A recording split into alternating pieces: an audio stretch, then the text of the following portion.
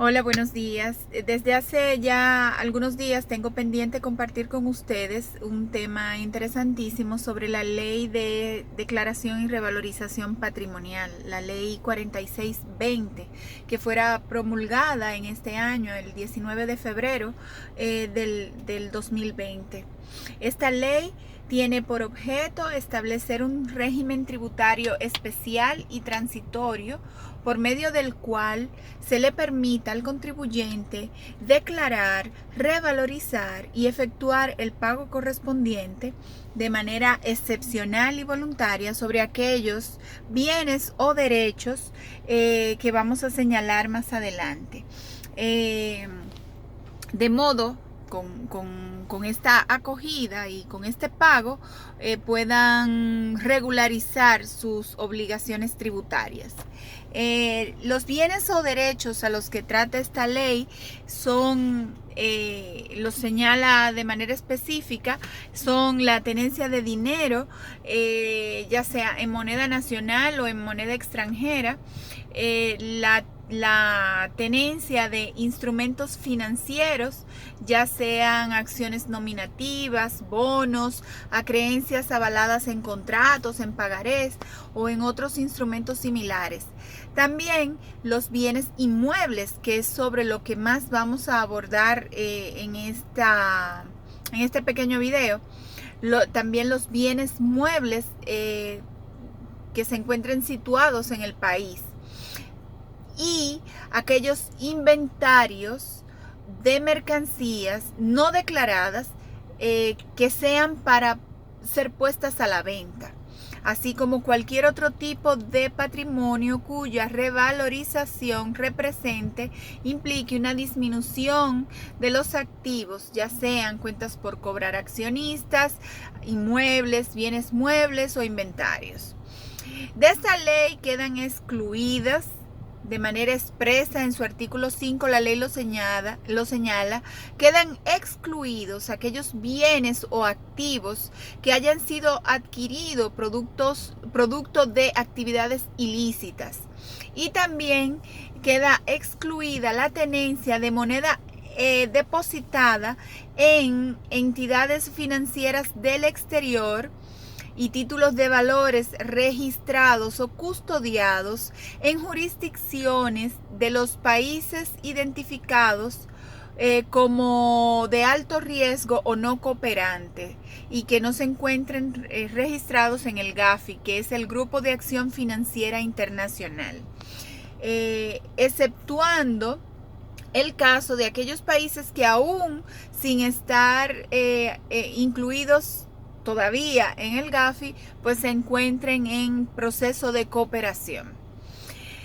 Esta ley establece algunas formalidades para realizar la declaración y la revalorización patrimonial. Y vamos a abordar de manera específica el caso de los inmuebles, porque es el punto que más trabajamos los abogados, porque ya los demás son temas más contables que legales. Sobre el caso de los inmuebles, estos serán declarados o revalorizados conforme al valor de mercado. Aquellas personas cuyos inmuebles no han sido transferidos a su nombre podrán, acogiéndose a esta ley, declararlos ante la DGI. En aquellos casos en que ya el inmueble se encuentra a nombre del contribuyente, pues la persona interesada podrá ajustar el valor que tiene ese inmueble registrado en la DGI y cambiar ese valor fiscal, ese valor registrado, por el valor real de mercado. El valor de adquisición de ese inmueble siempre es fijado a través del instrumento usado para la adquisición, el instrumento usado para la transferencia, en el caso de que haya sido ya transferido. Ese valor de adquisición se le hace el ajuste por inflación, y si aún así queda por debajo del monto real de mercado, entonces ese valor puede ser ajustado mediante una tasación realizada por un tasador autorizado. Esa tasación establece el valor real de mercado del inmueble y entonces mediante esa tasación podría solicitar que la DGI reconozca este valor como el valor real a registrar. En los casos en que el valor deba ser determinado por una tasación de un tasador autorizado, la DGI podría objetarlo. Es decir, la DGI puede determinar si ese valor se corresponde con la realidad o no. Y esto lo hace la DGI en virtud de lo que dispone el Código Tributario Dominicano y sus reglamentos de aplicación.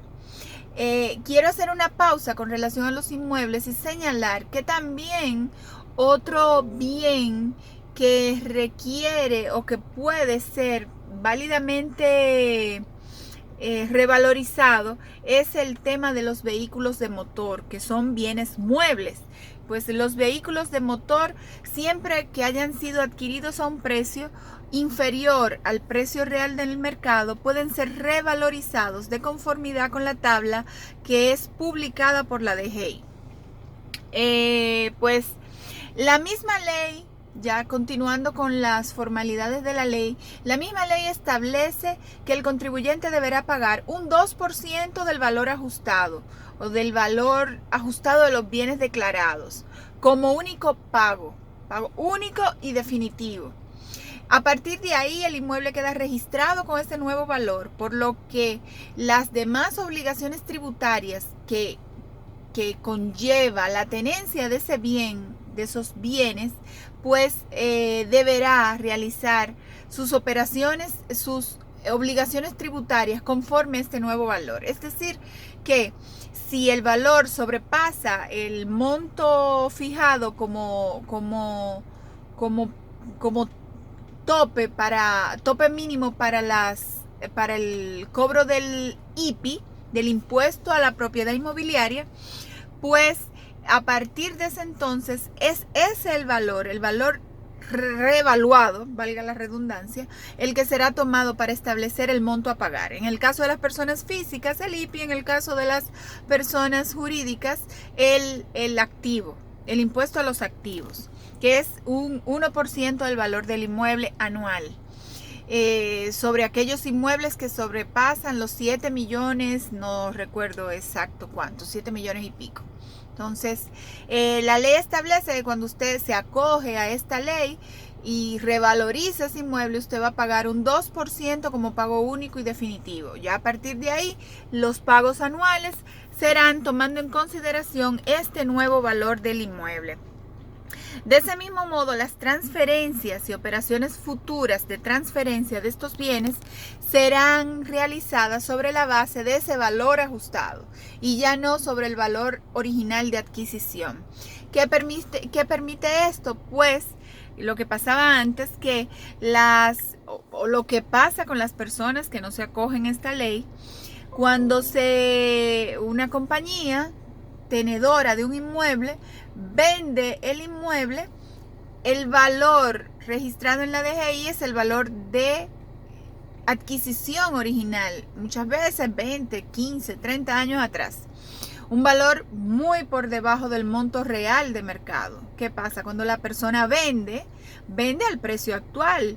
Tiene que poner el monto que recibe en banco como pago de ese precio, de ese inmueble. Y eso le genera a las compañías una ganancia de capital.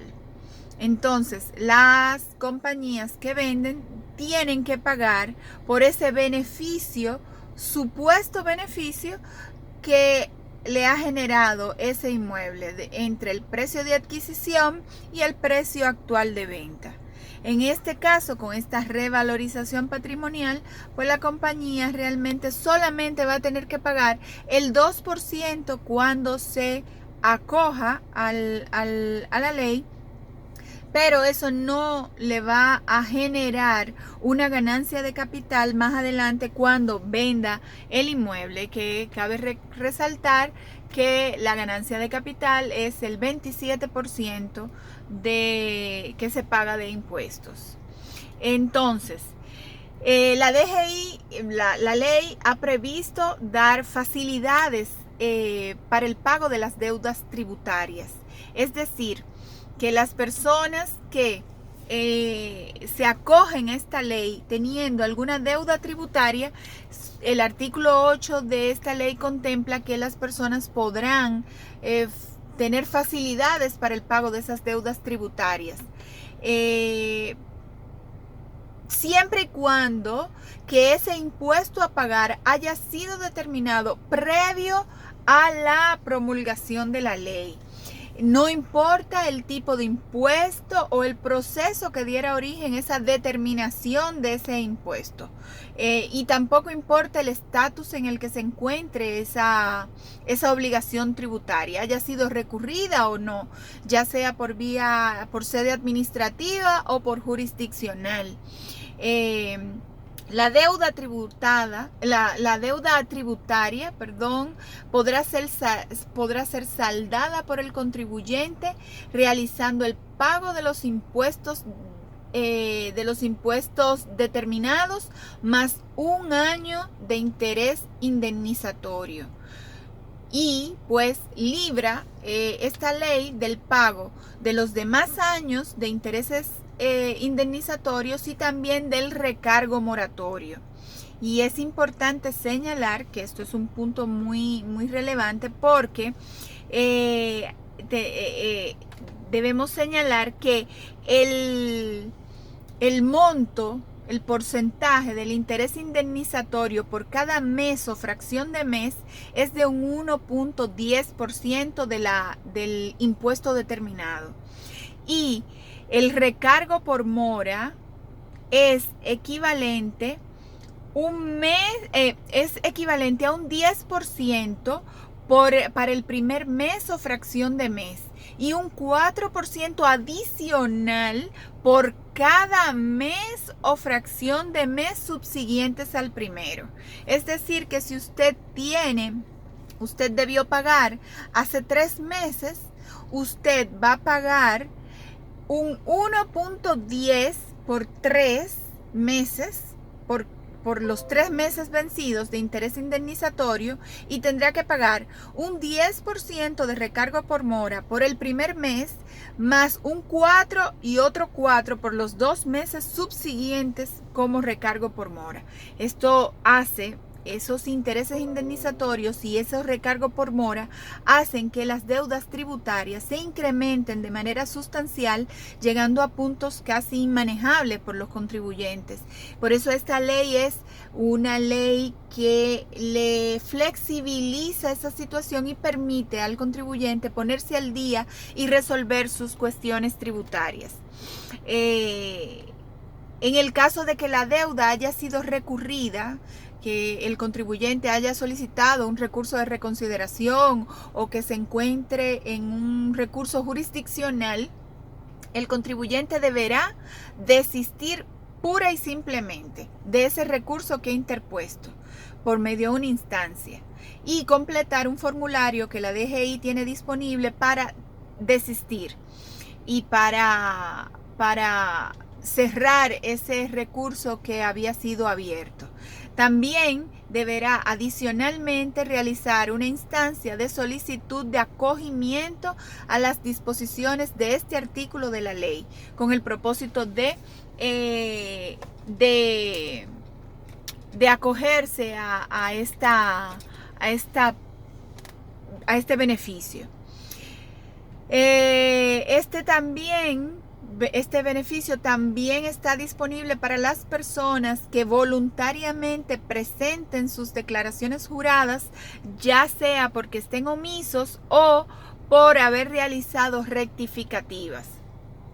Las únicas condiciones que la ley establece para que el contribuyente pueda acogerse es Primero, no haber utilizado NSFs presuntamente fraudulentos o que envuelvan operaciones simuladas o irregulares o que no hayan sido autorizadas.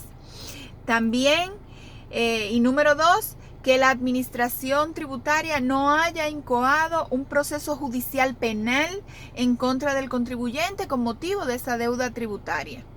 Esas son las condiciones que limitan la posibilidad de acogerse a esta ley. Con relación al plazo para acogerse a ella, la ley ha establecido que quienes quieran acogerse tienen un plazo de 90 días contados a partir de la fecha en vigencia de la ley. Sin embargo, tenemos una condición y es que sabemos que estamos en un estado de emergencia y eso flexibiliza un poco la posibilidad de acogerse a esta ley porque, como ustedes saben, hay derechos que están limitados. Y pues por eso flexibiliza un poco este plazo. Solo serán consideradas acogidas aquellas personas físicas, jurídicas o sucesiones indivisas que efectúen el pago del impuesto que genere esa declaración patrimonial previa emisión, obviamente, de la declaración, de la autorización de pago correspondiente. Pues eso es lo que se considera efectuada cuando se hace el pago. Todo esto deberá ocurrir entre la solicitud, la generación de la autorización y el pago. Deberá transcurrir un plazo máximo de 180 días calendarios a partir de la entrada en vigencia de la ley. Eso es lo que establece la ley, pero sabemos que tenemos un respiro, un poquito de flexibilidad con el tema de la estado de emergencia. En el caso de que el contribuyente quiera fraccionar ese pago, que el 2% sea un monto que no tiene la disponibilidad inmediata para poder disponer de él, pues la ley contempla que la persona puede realizar esto en pagos. Deberá, para acogerse a un acuerdo de pago, deberá tener disponible el 40% del monto a pagar, realizar ese pago de ese 40% y el resto podrá ser dividido en cuotas a pagar en los subsiguientes 180 días contados a partir de la fecha de determinación del monto a pagar. Si el contribuyente incumple, si el contribuyente por alguna razón se salta una fecha de pago, no realiza el pago, pues la DGI le establecería las sanciones que están contenidas en el Código Tributario.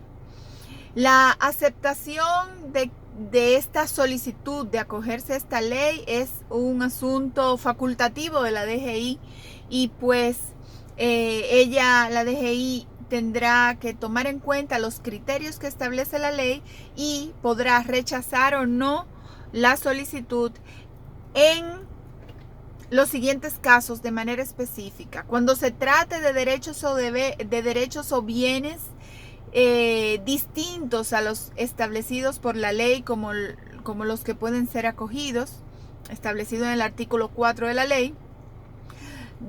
Cuando el contribuyente no pueda aportar evidencias sobre la titularidad de esos derechos o de esos bienes. Cuando la DGI compruebe que la documentación aportada ha sido alterada o no se corresponda con los bienes que el contribuyente está declarado. Y por último, cuando el contribuyente no cumpla con lo establecido en la ley. La DGI, luego de esa solicitud, tiene 30 días para aceptar o rechazar la solicitud. En el caso de que la DGI rechace esa solicitud, pues el contribuyente tiene la facultad de reintroducirla siempre que sea porque él no pudo aportar los documentos que prueban la titularidad, o porque los documentos no se correspondían con el bien, o porque haya incumplido algo de lo establecido en la ley. Por supuesto, habiendo subsanado esas razones por las que fue rechazada la solicitud. y por supuesto siempre dentro del marco de los plazos establecidos en la ley. Esta es una posibilidad muy buena que los contribuyentes tienen en este momento. La mayoría de las personas tienen registradas sus inmuebles a los precios de adquisición, y incluyendo las compañías. Muchas veces es porque el impuesto, el IPI, pues al tener un valor antiguo, un valor de mercado viejo, pues el monto a pagar es menor. Acogerse a esta ley les representaría en el futuro quizás un incremento en ese pago. Sin embargo, es importante contemplar que esta ley, a pesar de que les va a hacer que el pago anual sea un poco mayor, les va a librar de un inconveniente y de un pago grande al momento de vender el inmueble, porque generaría una ganancia de capital y pagaría entonces un 27%, mientras que en este caso tendrían que pagar solo el 2% más el 1% anual. Espero que estos comentarios sobre esta ley les haya sido de utilidad. Cualquier pregunta, estamos más que disponibles para compartir con ustedes sobre esta ley, que me parece una oportunidad muy, muy buena. Y pues en el caso de que usted tenga alguna situación con un inmueble, pues no duden en contactarme. Feliz fin de semana, sigan quedándose en su casa y cuídense. Un abrazo.